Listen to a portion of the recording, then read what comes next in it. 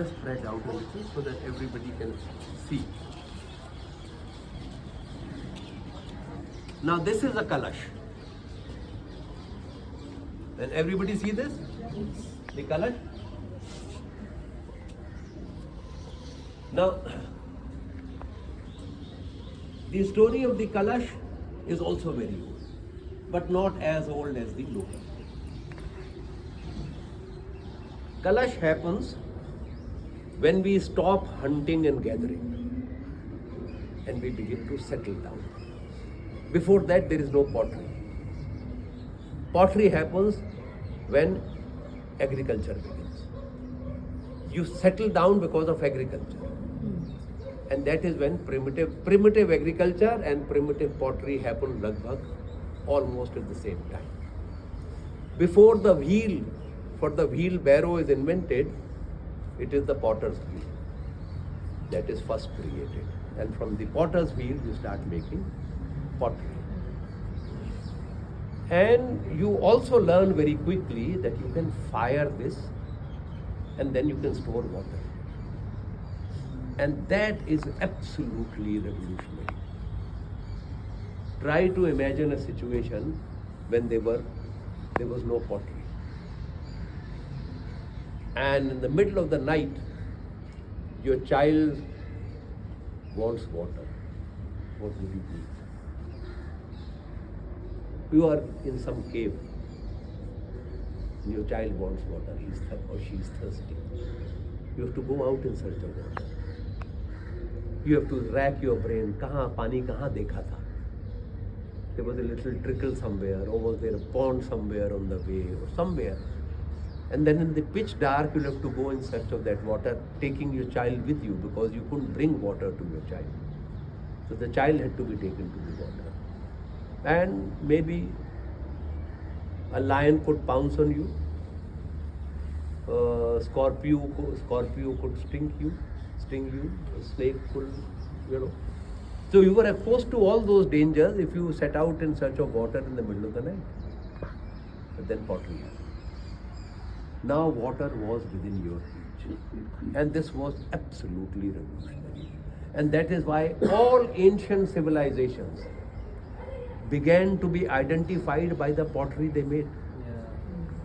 The Roman amphoras, the Grecian urns, the Harappan terracotta, etc., etc., etc.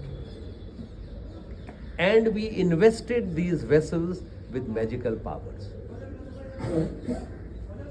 Many of us, all these ancient civilizations believed in rebirth. And whoever was buried, small potteries, all the vessels they had used in their life, replicas of that will be buried with them. Mohenjo-daro, Egypt, Incas, every ancient civilization, Egyptian civilization, you have these small utensils buried with them because when they come back to life, they will need all that. It is during this time that you also learn that there are seeds of grass that you can eat. Wheat and rice happened much later. There was jowar, bajra, what is known as these millets, coarse grains. They are far more hardy, and now we are discovering that they are better food than wheat and rice. So they used to grow, and we learned that they grow only once a year. And if you wanted to subsist by them, you had to collect enough to last for a year. Where would you store? There were no vessels. And that is when vessels began. Large earthenware pots began that you find in every ancient civilization. You collect these seeds and you stored them to last you for a year. You also made small kalashes and stored seed in it for the next crop. And this seed had to be protected from fungus, from water, from insects, from rodents. And that small kalash that had the seed in it became the repository of life, because it is the seed that will sustain you.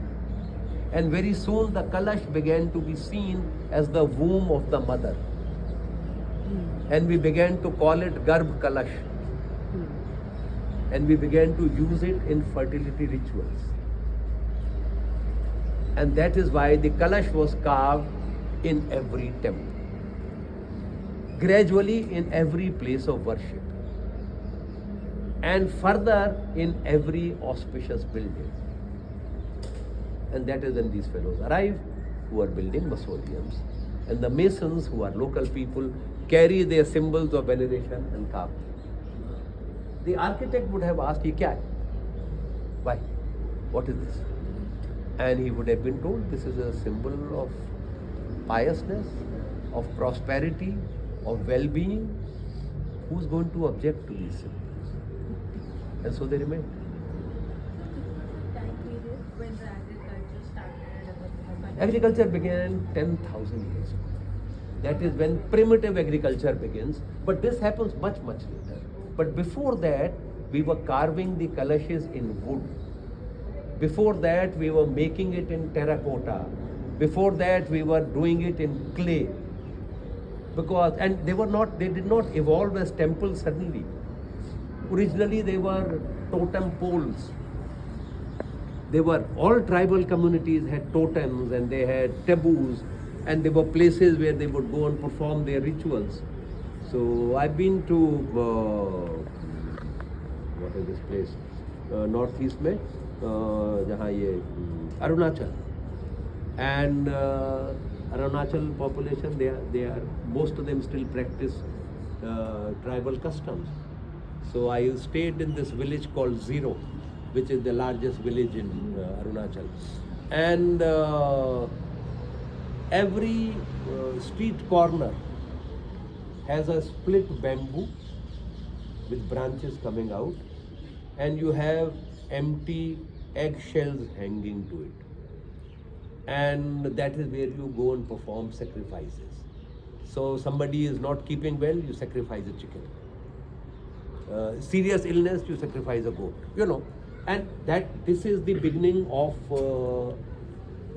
temples or places of worship which had a fixed location. Before that, they used to be outside the city, outside the village. In Gujarat, there is this colony of Gamit, the tribal community. Outside the village, you have crocodile heads. This is the only community in India that worship the crocodile. And you have crocodile heads carved in clay or in terracotta, placed outside. Anybody leaving the village or coming into the village makes an offering there. This is how temples began. And then gradually over thousands of years, they evolved into what we have now. So when did the Kalash come in as a utensil? Pottery begins about, Mohenjo-daro is about 5,000 years from today. So, and that is one of the oldest civilizations in the world. So around 5,000 years ago, that pottery happens all over the world. Yeah. So this is how the Kalash comes here. And the architect does not object. And nobody objects. And this continues till the white man arrives. And it is the white man who says, this is Hindu. The Kalash is Hindu. That day the Kalash became Hindu. Before that it was Indian. He said the Kamal, the lotus, is Hindu. They are not Hindu motifs. They are Indian motifs. But the British were hell-bent on doing this. And they created this nonsense of Hindu architecture and Islamic architecture. And we have accepted it. We have never turned back to ask the question, if there is Christian architecture and Hindu architecture, then there should be Christian architecture also. Yeah. But the term Christian architecture does not exist.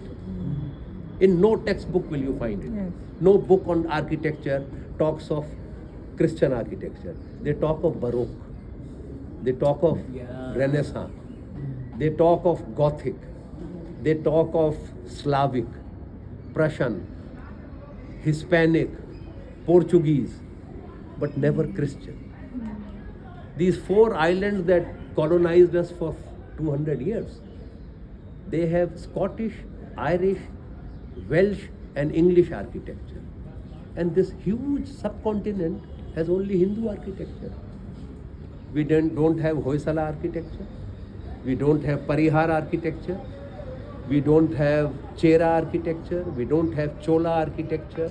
We don't have Jaisalmer style, Jodhpur style, Bengal style, Gujarat style. No. We don't have Kangla style. We don't have Basoli style. This phenomenal diversity of architecture in this country. The material that is diverse, the style that is diverse, even the gods that are worshipped in these temples are diverse. How many of you have ever worshipped Kartikeya? Kartikeya is the biggest god in Tamil Nadu. Yes. Nobody is bigger than Kartikeya. Malaysia. On Kartik Purnima, we fly kites. You know, that is the diversity of this country, but they clubbed all that together into Hindu architecture. And they did the same with so-called Islamic architecture. From Morocco to Lahore, it is all Islamic architecture.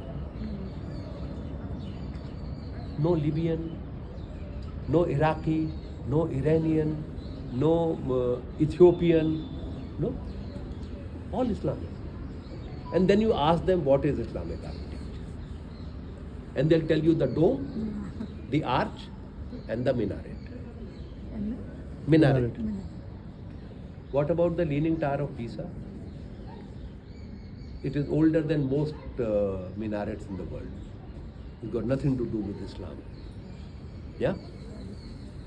Who made the first dome? Pre-Christian Romans. The dome happened in the great Roman Empire. That is when the dome was first began to be used.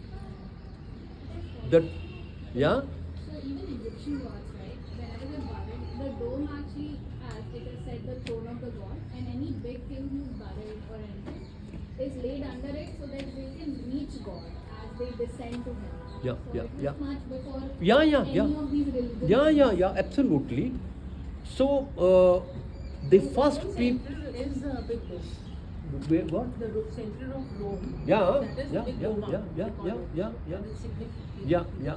So the first people who used the dome for worship were the Jews. The dome of the rock. Yeah.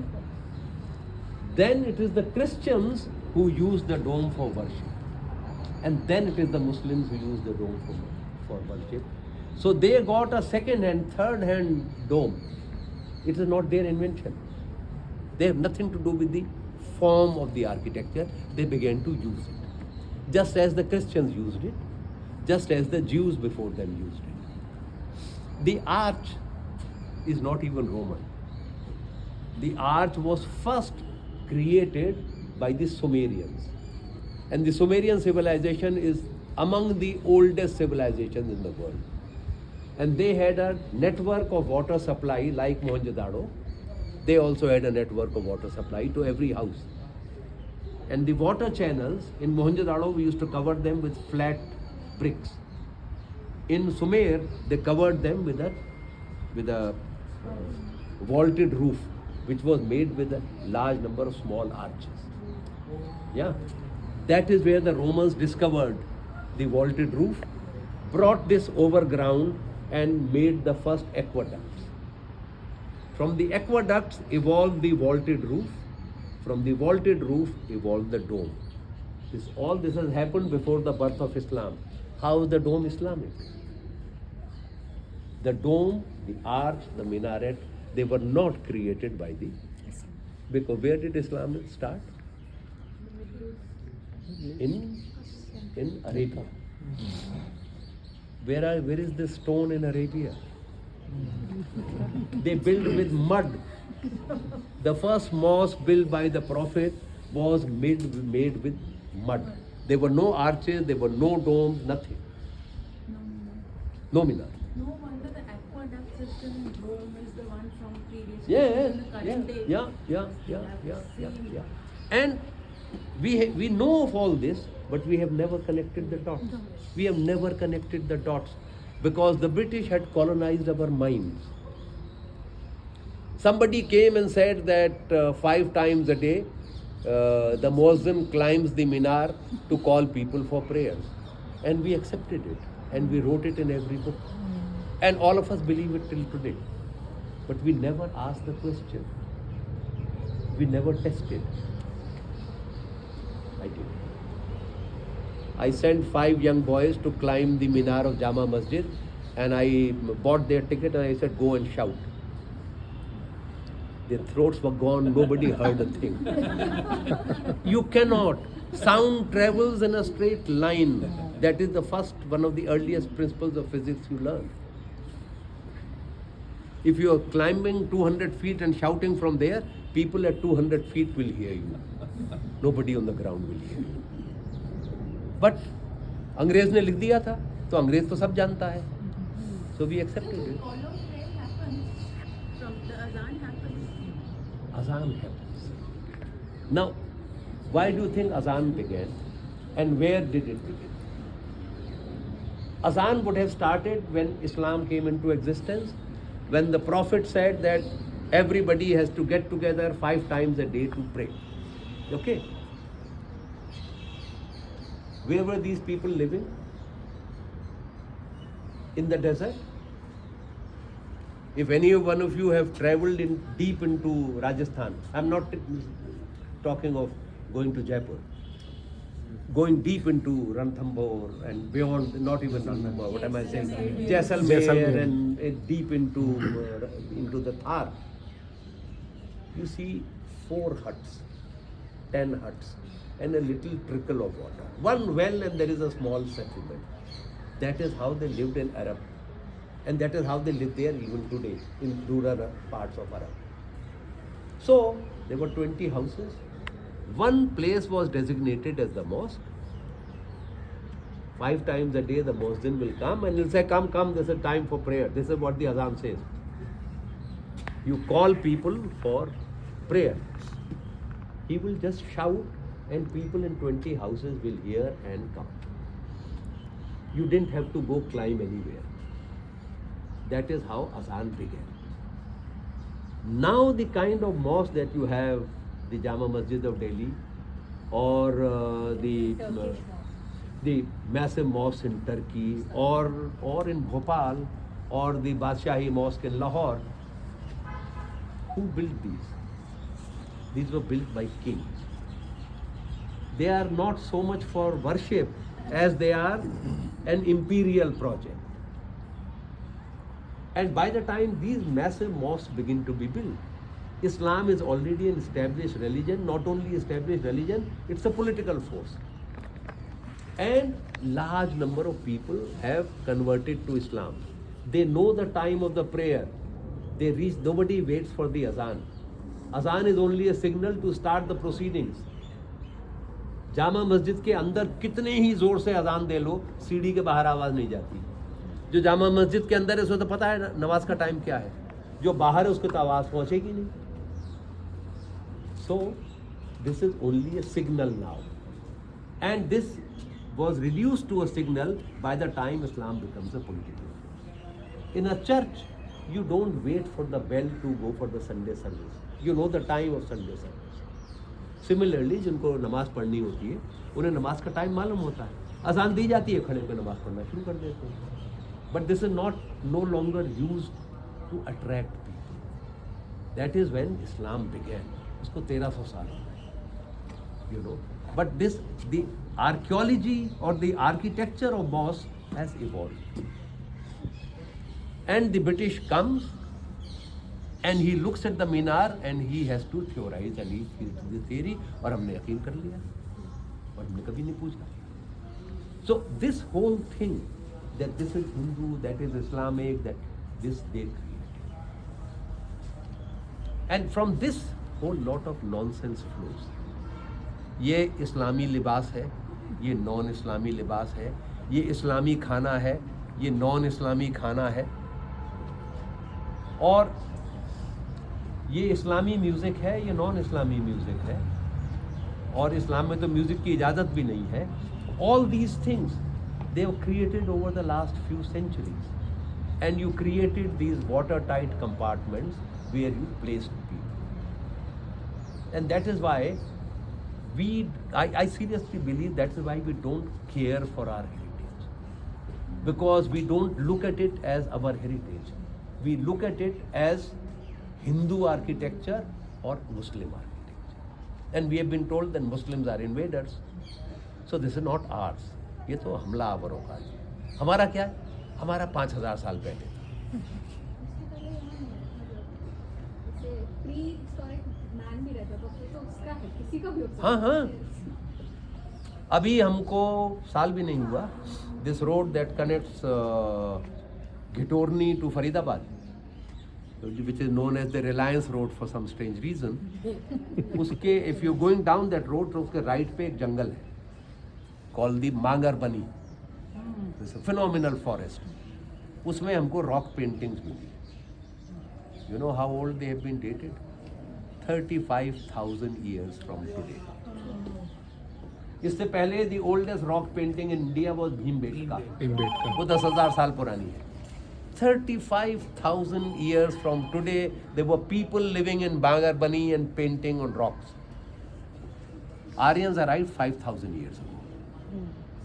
You look at the scale of how long humanity has been here and they have been creating here. और हम इसमें झगड़ा कर रहे हैं, ये हिंदू है, ये मुसलमान है, you know.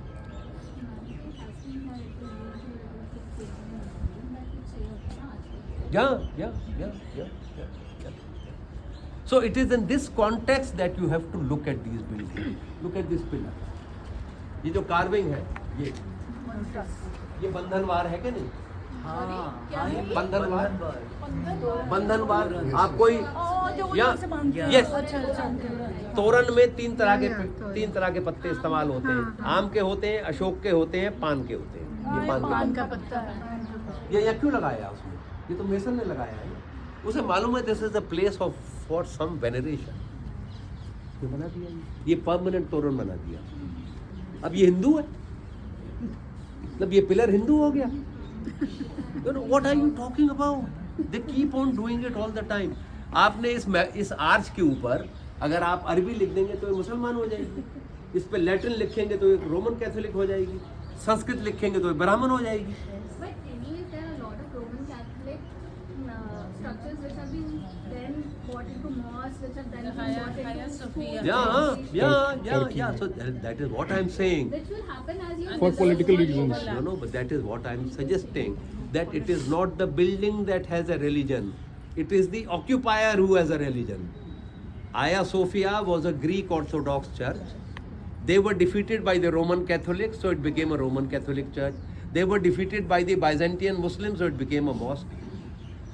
Dome तो वही है. Architecture per se has no religion. उसका कोई religion थोड़ी है. And there was actually these paintings of faces, which even like because when Islam came in, they were distorted the faces.